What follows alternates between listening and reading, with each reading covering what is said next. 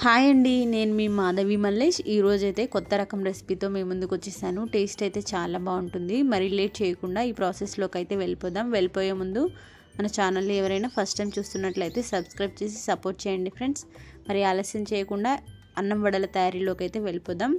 ఈ అన్నం వడల తయారీకి రాత్రి మిగిలిన అన్నంని కానీ అప్పటికప్పుడు వండుకున్న అన్నంతో కానీ చేసుకోవచ్చు. టేస్ట్ అయితే చాలా బాగుంటుంది.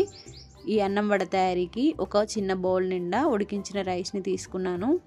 ఈ రైస్లోకి ఒక 2 ఎండుమిర్చి, ఒక చిన్న అల్లం ముక్క వేస్తే టేస్ట్ బాగుంటుంది. ఇలా తీసుకున్న రైస్ని మిక్సీ జార్లోకి యాడ్ చేసుకోవాలి. మనం చేసే క్వాంటిటీకి తగ్గట్టుగా ఈ ఎండుమిర్చిని, అల్లంని యాడ్ చేసుకోవాలి ఫ్రెండ్స్. నేను తీసుకున్న రైస్లోకి ఒక చిన్న అల్లం ముక్కని చిన్న ముక్కలుగా కట్ చేసుకొని వేసుకున్నాను. అలాగే ఎండుమిర్చిని కూడా చిన్న ముక్కలుగా కట్ చేసుకున్నాను. ఎండుమిర్చి ఇష్టం లేకపోతే పచ్చిమిర్చిని కూడా యాడ్ చేసుకోవచ్చు. అలాగే దీనిలోకి ఒక 1/2 టేబుల్ స్పూన్ వరకు పచ్చి జీలకర్రని, ఒక 10 వరకు కరివేపాకు రెబ్బల్ని, టేస్ట్కి సరిపడా ఉప్పుని, ఒక 2 చిన్న క్యారెట్ ముక్కల్ని కూడా కట్ చేసుకొని వేసుకున్నాను. క్యారెట్ అనేది నచ్చితే వేసుకోవచ్చు, లేదంటే లేదు. ఇలా కలర్ కోసం మాత్రమే క్యారెట్ని వేసుకున్నాను ఫ్రెండ్స్. ఇలా వీటన్నింటిని వేసుకొని మెత్తగా గ్రైండ్ చేసుకొని వేరొక బౌల్లోకి తీసి పెట్టుకోవాలి. ఈ అన్నంని గ్రైండ్ చేసుకునేటప్పుడు ఎక్కువగా వాటర్ని వేయకుండా మిక్సీ జార్ తిరిగేదాన్ని బట్టి కొద్దిగా వాటర్ని యాడ్ చేసుకొని మెత్తగా గ్రైండ్ చేసుకోవాలి.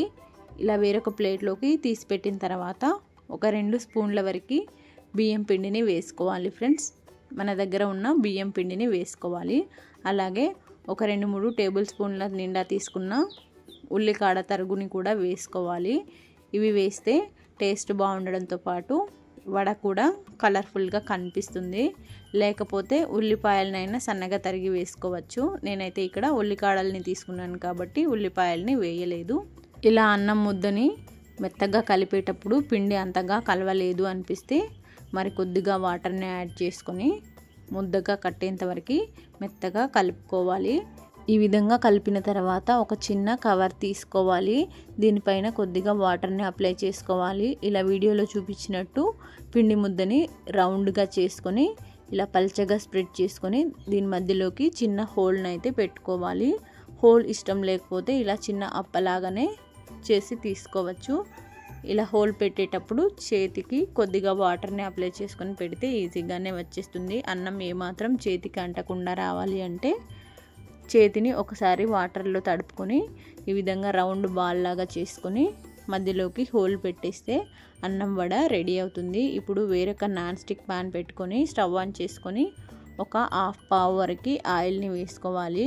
ఆయిల్ బాగా వేడి ఎక్కిన తర్వాత మనం ముందుగా చేసి పెట్టుకున్న వడల్ని ఒకదాని తర్వాత ఒకటి వేసుకోవాలి. ఇలా డైరెక్ట్గా ఒకదాని తర్వాత ఒకటి చేసి డైరెక్ట్గా వేసుకోవచ్చు. లేదంటే ఒక 4-5 ముందే చేసి పెట్టుకొని కూడా అన్నీ ఒకేసారి వేసుకోవచ్చు. నేనైతే ఈ విధంగా ఒక 5-6 కలిపి ఒకేసారి చేసిన తర్వాత స్టవ్ ఆన్ చేసుకొని ప్యాన్ పెట్టుకొని ఆయిల్ వేడెక్కిన తర్వాత వేసుకున్నాను. ఈ విధంగా హై ఫ్లేమ్లో ఒక 3 నిమిషాలు ఫ్రై చేస్తే ఒకవైపుకి ఎర్రగా ఫ్రై అవుతాయి. ఇలా ఫ్రై అయిన వాటిని ఇంకొక వైపుకి టర్న్ చేసుకోవాలి. ఇందులో ఉన్న మిగిలిన ఆయిల్ కూడా ఇవి 2 వైపులా ఫ్రై అయ్యేందుకు ఉపయోగపడుతుంది. మరి ఎక్కువ ఆయిల్ వేయకుండా డీప్ ఫ్రై చేయకుండా అన్నం వడల్ని ఈ విధంగా రెడీ చేసుకోవచ్చు.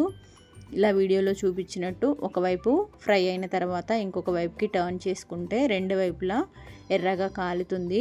బయట క్రిస్పీగా లోపల సాఫ్ట్గా ఉండే ఈ అన్నం వడల్ని ఈజీగా అప్పటికప్పుడు రెడీ చేసుకోవచ్చు.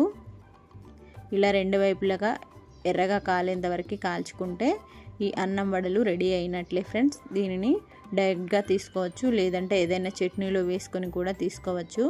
మార్నింగ్ బ్రేక్ఫాస్ట్లోకి అయినా ఈవినింగ్ స్నాక్స్లోకైనా పిల్లలు ఇష్టంగా తినగలుగుతారు. ఎప్పుడు రైస్ తింటే బోర్ కొడుతుంది కదా, అలాంటప్పుడు కూడా ఇలా చేసుకొని తీసుకున్నారంటే ఎంతో కమ్మగా ఉంటాయి. మరి లేట్ చేయకుండా వెంటనే ఈ అన్నం వడలను అయితే రెడీ చేసుకోండి ఫ్రెండ్స్. మీకు ఏ విధంగా వచ్చిందనేది కూడా నాకు కామెంట్ చేయండి. మరెన్నో ఇంట్రెస్టింగ్ వీడియోస్ కోసం మన ఛానల్ని సబ్స్క్రైబ్ చేయండి. మరి ఈ వీడియో మీకు నచ్చిందని అనుకుంటున్నాను. నా రెసిపీ కనుక మీకు నచ్చితే తప్పకుండా లైక్ చేసి కామెంట్ చేసి సబ్స్క్రైబ్ చేసి మీ ఫ్రెండ్స్ అండ్ ఫ్యామిలీ మెంబర్స్కి కూడా షేర్ చేయండి friends. Thank you for watching.